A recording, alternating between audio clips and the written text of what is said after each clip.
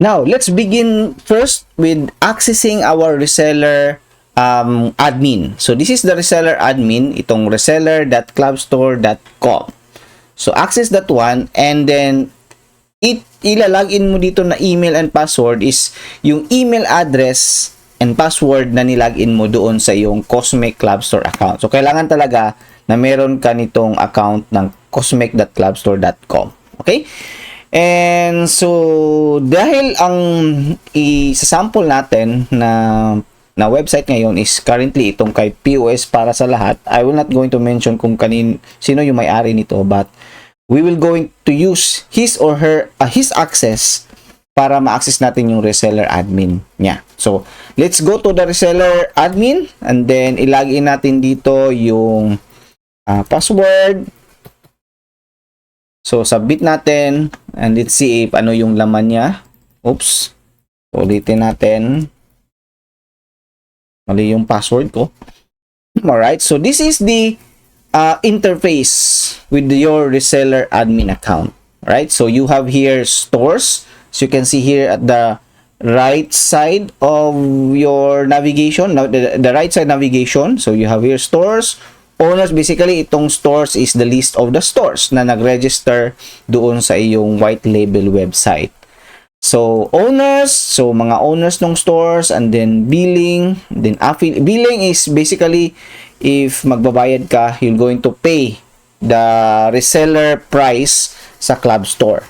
Alright? So, later, pag-uusapan natin yan. Then, affiliate naman, if you are going to give affiliates or commission doon sa mga nag-affiliate sa website mo. So, later, pag-uusapan din natin yan more in detail. And then, settings. So, this is where we're going to start. Okay? So, dito sa settings, makikita mo dito yung basic, payment, and training. So, ano ba to? So, basic is basically, dito mo isi-set up yung details ng website mo. So, if we go back here, if we go to posparaSaLahat.com and maybe iba rin yung website mo and tingnan mo rin yung website mo, ayan, posparaSaLahat.com. At basically, pwedeng depende din sa ipapangalan mo. So, iba yung pangalan mo, syempre. So, sample lang natin to itong posparaSaLahat.com, but eventually sa'yo, iba yon. Okay, so as you can see here, merong default na image dito. You can change this one dito sa reseller admin account mo. So, this is the default. Ito yung kung fresh pa yung website mo, this is what you can see. But you can change that one here. So, you can upload an image here to change those image here.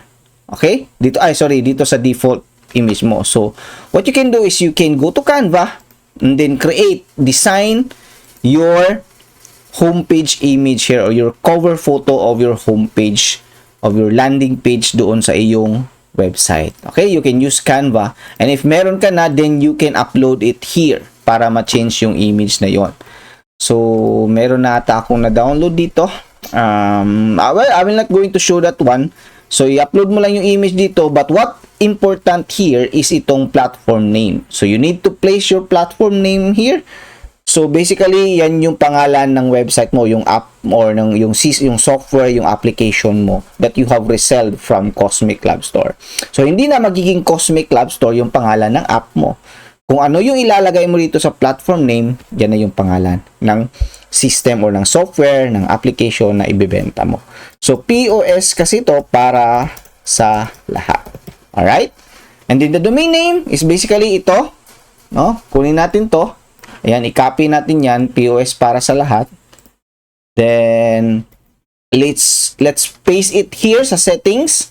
Okay, paste lang natin. But make sure to erase yung mga naka-forward slash. Dapat yung domain name lang .com. In this case, posparaSaLahat.com lang. And then, you place here your package A as we have discussed in the reseller, in my presentation to you. So, we have 3 packages, package A, package B, and package C. But for this time, hindi muna natin pag-uusapan yung package B and package C. We're going to set up muna itong package A.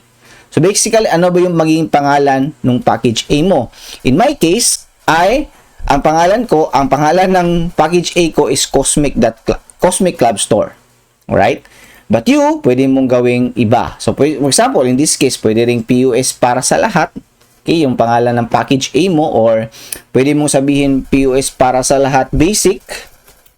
Okay, pwede ganyan. Tapos yung package B mo is sabihin natin premium, or depende sa iyo kung ano yung papangalan mo. So for example, the regular price of this is, sabihin mo para meron kang pang-marketing, sabihin mo 2,990, right? Pero yung promo price mo is sabihin natin na 1,500 o 1,490. Okay, pwede ganyan. So, magre-reflect kasi yan doon sa iyong website so that people will going to be attracted to buy in your app or your software because nakita nila na merong discount. Okay, so pwede mong lagyan din ng promo code dito. Sabihin natin promo 50 kasi parang 50% off to from 2,990 naging 4,490 na lang. So, parang 50% off. So, annual fee, okay? You can say 1,200 yung annual fee mo. So, merong dito error na the annual fee for package should not be less than 300 kasi 300 yung mapupunta sa amin sa Club Store. Okay? And dito naman, nakalagay din dito na dapat the package A should not less than 880. Kasi nga 880 yung mapupunta sa amin. Okay? Sabihin natin 490 sa'yo. So, yung difference noon, yun yung mapupunta. Yun yung magiging profit mo. And you can make this bigger. Sabihin natin, ang regular price mo is 3,990. Right? Then, tapos meron kang promo na 2,990 na lang. Parang ganun. Para malaki yun. Para 2,990. So, ibibigay mo sa amin yung 880. So, meron pa kang mga 2,000 plus. Alright? So, sabihin natin promo, o sabihin natin promo 2024. Ayan, yan yung promo code mo. Then, year annual starts, you can choose not, pwede ka rin magpa-promo para mas ma-market mo siya. You can say that the annual payment will start in 3 years, after 3 years. Sabihin natin 2 years, or sabihin natin 1 year. Okay?